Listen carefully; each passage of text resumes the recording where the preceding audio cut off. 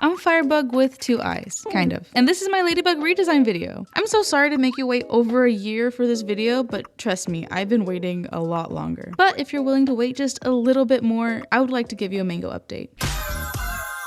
If you didn't know, Mango is my cat. He is almost 2 years old and he's very orange. We recently had a GoFundMe to help us pay for his leg surgery. And thank you to everyone who donated, by the way. We were able to get his surgery so much faster than we would have on our own. But to be honest, the whole experience has been kind of a roller coaster. And because of that, we've closed the GoFundMe so that we could think more about whether or not we want to do the surgery on his other leg as well. But what's important right now is that Mango's doing great. He's already acting more like himself. He's running around, jumping, and I'm really happy to see him more active. But with all that out of the way, please enjoy the video.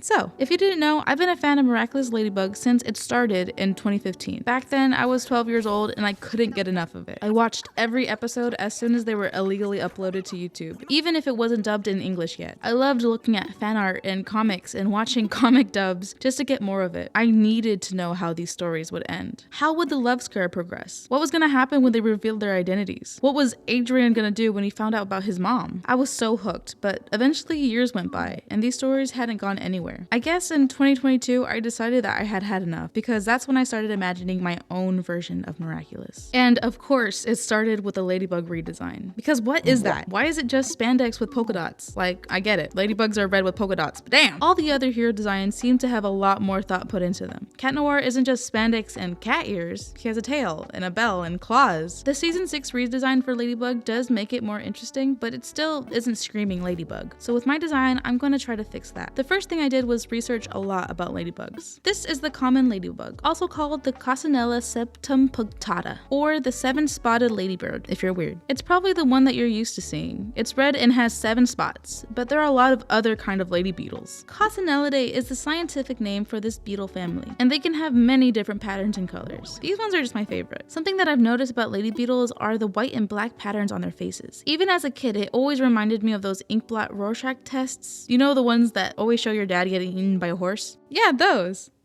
Ugh. Well, because of this, I definitely want to include some type of white and black in my suit. I also want to include some type of reference to the ladybug's elytra. That's what the hard part of their wings are called. I think that this shape can be used to echo the elytra, so I'll try to use it somewhere. So with all these notes from researching lady beetles, I started drawing. At this point, I had already watched a bunch of character design videos, and I knew that I needed to draw a lot of designs before I could even find one to move forward with. So when I drew my first sketch and loved it, I was actually pretty worried. I was convinced that I couldn't just go with my first idea, so I forced myself to go in many different directions just to find something better. You might notice some references to Into the Spider-Verse, My Hero Academia, and a lot of other magical girls. But after all that, I still had nothing. So I finally went back to my first sketch and tried expanding on it. What do I like and dislike about it? I definitely like the symmetrical pattern on the suit. I like how it almost looks like a skeleton, and I like the idea of having the elytra reference as a cape. But I did have some dislikes. The cape and suit together looked very busy and kind of confusing. The cape was too long and it covered the front a little bit like a poncho. It also had a hood, which I thought looked cool but didn't really work with the pigtails. So with the intention of fixing those dislikes in mind, I started drawing again. I thought I could fix the suit by giving it less contrast, changing the black into a blue, which just made it more confusing. I explored a lot more cape variations. There was even one with a yellow gradient, which I liked a lot, but it didn't last long. I also did some alternative masks, but nothing was working. I was getting just a little bit overwhelmed, so I decided to take a break.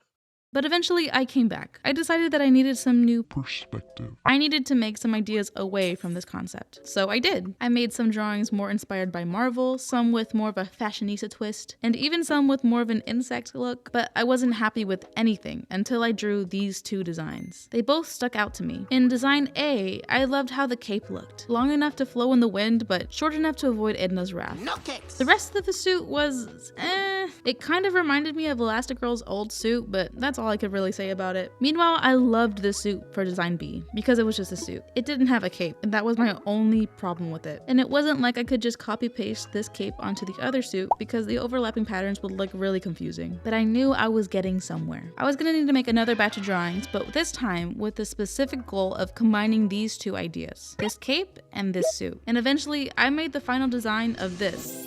I mean this.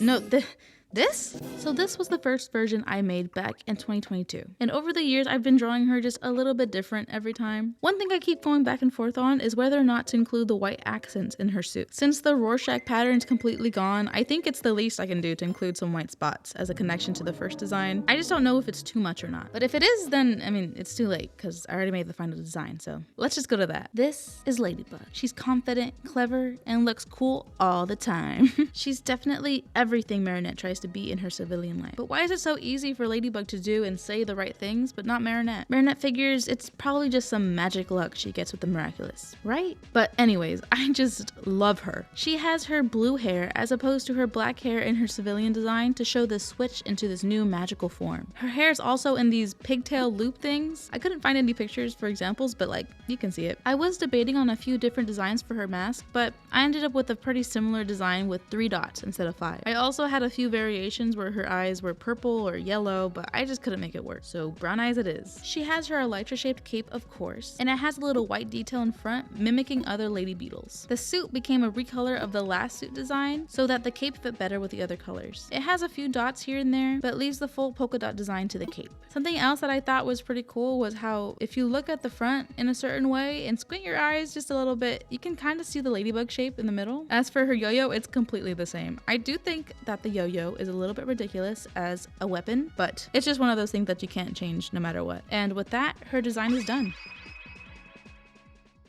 I'm madly clumsy. I am so clumsy. Stay here. It's too dangerous. I thought cats always landed on their feet. So yeah, that's everything, and why is it so dark in here? Oh.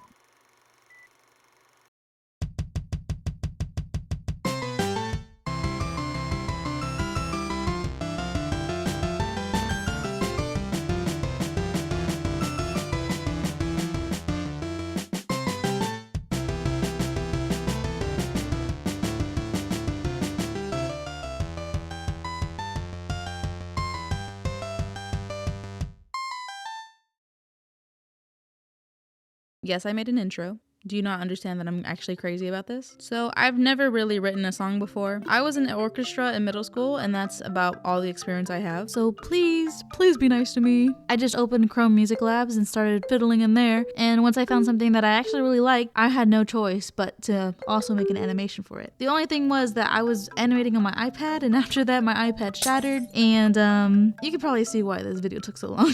So what do you think? Did you like any of my other designs more than this one? Maybe don't tell me. I think I'll get sad, probably. I love this design, obviously, and I think I drew her a little too much, I think. So I'll just do a slideshow behind me while I talk about my AU a little bit. So what is this AU? Again, I've been watching this show since I was 12, and I'm really sad with where the show's gone. Don't get me wrong, season 6 looks really good. I've seen the clip where Luca tells Omori how he really feels and then reverses time right after to lie to her. That almost convinced me to keep watching the show, almost. But I just think everything that's changed in season 6 kind of solidified to me that this show is not the same show I started watching 10 years ago. So that's what this AU is to me. It's me reimagining the show in a way that younger me would enjoy. And that's why I'm calling it the Miraculous Wish AU. Because it's how I wish the show was, and because making wishes is a lot more important in my version. Also because this was the only thing I found when looking up Miraculous Wish AU, so, you know. I have so many concepts and scenes and ideas for this AU. All that's really left to do is write them down and connect them into a cohesive narrative. I don't want to do that.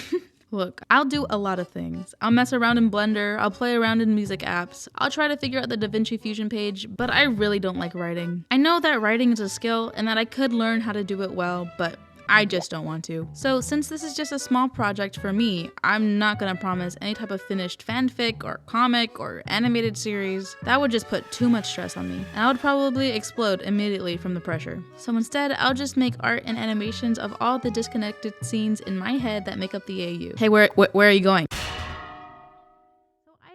already have the whole show down already. It's just written in bullet points, right? So if I make these animation memes and post them in the right order that they would fall in the timeline, then are you even listening? So this is just gonna be a long passion project for me. I know it's not an ideal way to see an AU, but it's all I got right now. I think that after a few videos, I'll make a bigger video combining them all just to explain what's going on, but I don't know, maybe that's too much. And if I ever feel like making it more into my own thing, I do have a few ideas, but I don't have any plans for that right now. But if you wanted to see any of the plans that I do have right now, you should definitely go look at my Patreon. It's gonna have more than just Miraculous though, just to warn you. For $5, you'll get early access to everything I will post eventually on YouTube. Even this video was posted on my Patreon a week ago. Sorry for the self-promotion, I'm just trying to figure out the best way to juggle all these projects right now. But I'm so excited for them, you have no idea. So yeah, that's the end of this video. I've re-recorded this video so many times, you don't even know. The first version I did was okay, but it was very rambly, and also it was very echoey, and I couldn't fix it no matter what I could do. So I had to re-record the whole thing all over again. And there was also a version where I explained the whole magical system that I remade, and it was just so rambly that I was boring myself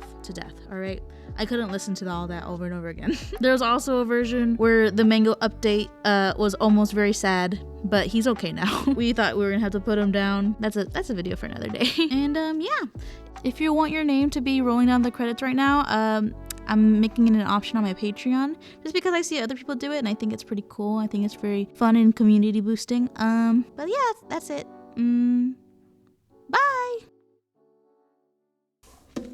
Ow, my head. Ah!